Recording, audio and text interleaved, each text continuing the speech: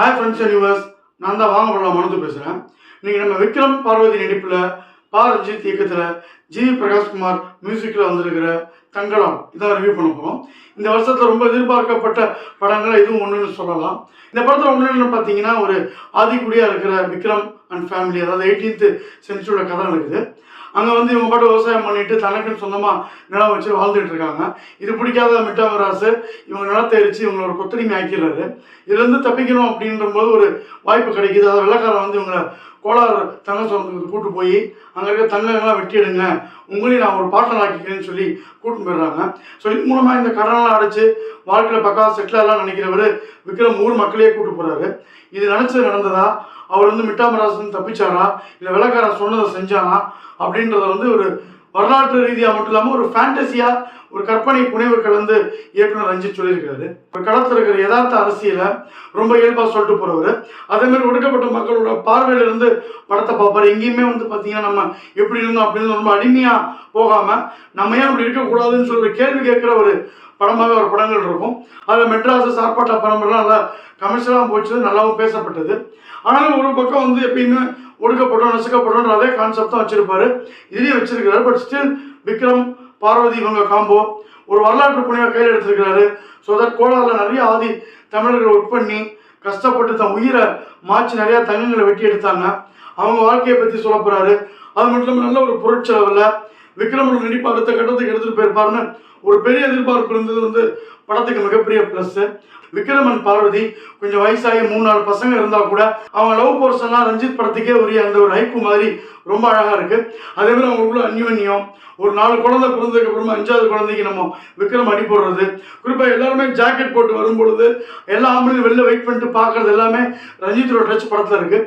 First ஹாஃபில் ஒரு 1/2 hour வந்து படத்தில் விக்ரம் தன் முப்பாட்டனுக்கு முந்தின காலத்தில் நடந்த ஒரு கதையை வந்து ஒரு கற்பனையாவோ நடந்ததாவோ தன் குழந்தைகளுக்கு சொல்கிறாரு. அது சூப்பராக படத்தில் நிமிர்ந்து உட்கார வைக்குது. அந்த 1/2 hourல முப்பாட்டம் அந்த விக்ரம் போய் தங்க எடுக்க போகிறது, அதுக்காக ஒரு சோழர் வந்து அதை பிடுங்க நினைக்கிறது, இவர் அந்த மாயக்காரியோட சண்டை போடுறதுன்னு அந்த போர்ஷன் வந்து அருமையாக இருக்குது. பட் என்னன்னா, அந்த போர்ஷனோடய படம் முடிஞ்சு பா ரஞ்சித்னு டைட்டில் போட்டிருந்தா ரொம்ப நல்லா இருக்கும்னு தோணுது. ஏன்னா அந்த போர்ஷனுக்கு அப்புறம் திரும்ப திரும்ப வந்து நம்ம விக்ரம் அவரே ஒரு மாதிரி பேசிக்கிட்டே வராரு. படத்தில் இவங்க பேசுறது நமக்கு நார்மலாக புரியல, கொஞ்சம் பண்டை தமிழில் இருக்குது. இது விக்ரம் மேலே ரொம்பவும் ஒரு இந்த அந்நியனில் வந்து ஏதோ கொலை பண்ணுறதுக்கு முன்னாடி நம்ம விக்ரம் பேசுகிற மாதிரி ஏதோ பேசிகிட்டே இருக்காரு. இப்போ இந்தியன் 2ல் கூட நம்ம கமல் பேசி கொள்வோம், அப்படி அதேமாதிரி ஒரு டைலாக் படம் ஃபுல்லாக பேசிட்டே போகிறாரு.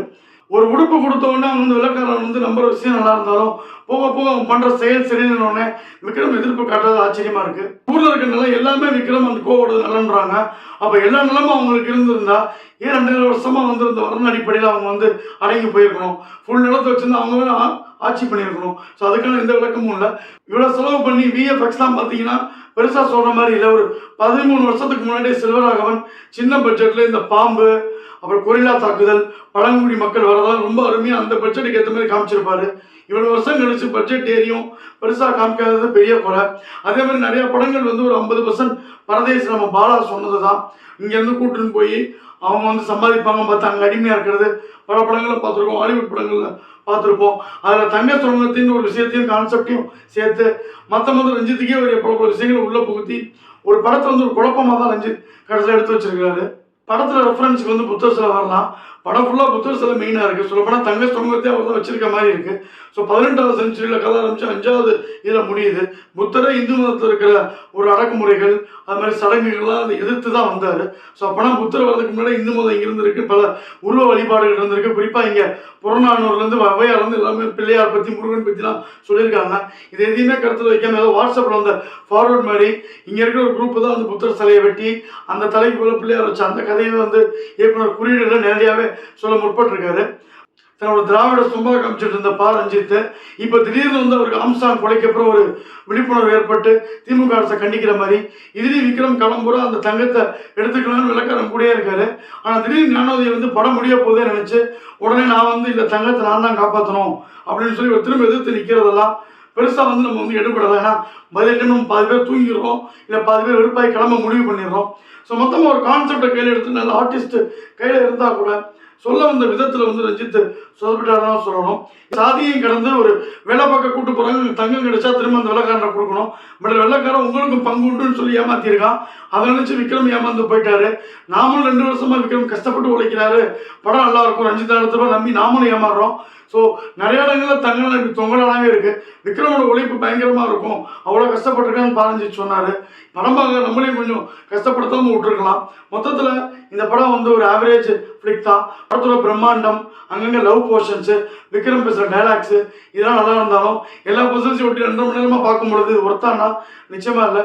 படம் பாதிக்கு மேலே வந்து தங்கடான் தொங்கடான் ஆகிடுது. அதனால் பெரிய பிரம்மாண்டத்தில் போய் நம்ம ஏமாந்ததுனால வாங்க போகலாம். பஞ்ச் லைன் தங்கடான் கவரிங் 2.25 ஸ்டார் ரேட்டிங் கொடுக்கலாம். இந்த ரிவ்யூ பிடிச்சிருந்தா லைக் பண்ணுங்கள், ஷேர் பண்ணுங்கள். வாங்க போகலாம் சேனல் பிடிச்சிருந்தா மறக்காமல் சப்ஸ்கிரைப் பண்ணுங்கள். நன்றி, வணக்கம், பை.